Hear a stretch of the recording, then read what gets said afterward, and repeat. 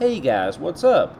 I just spent 4 days in Moscow, staying at my friend's place, and they live about 60 kilometers away from the city. And I had a rental car, so I got to see for myself what a Moscow daily commute is like.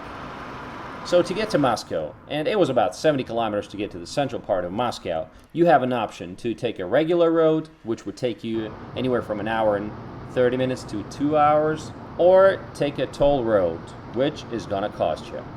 Look at the road, it's very empty. There's not a lot of cars, which means that the price is not very affordable for Russians. And let me tell you the price. The price is 550 rubles, one way, one time. I mean, to me, this is ridiculous.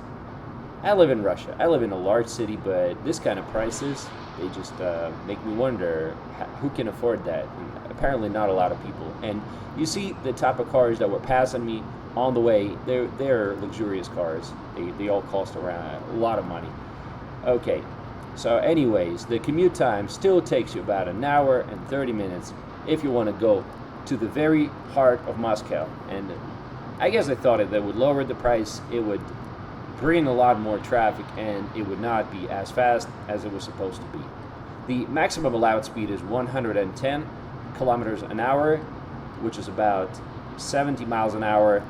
It's not very impressive, but I don't think they have speed radars. I may be mistaken, but I don't think they have them on this road, because I saw some cars flying. Either they didn't care about receiving any speeding tickets, or there were no radars. So a typical daily commute would be around an hour and a half. Again, depending on the weather, the traffic, and everything. But just think about it. If you take this toll road and if you use it every day, 30 days and if you use it for the whole month, you will get a better price. It will give you a 20 or 30% discount.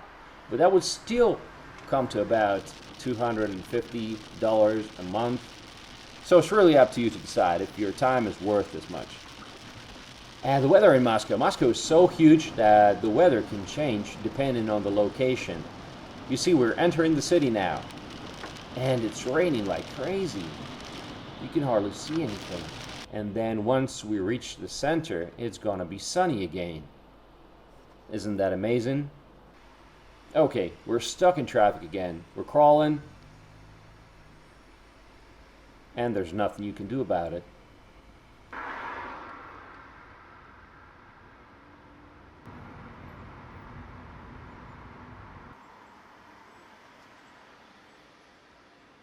Finally, we're in the very center, and we're going to this parking garage.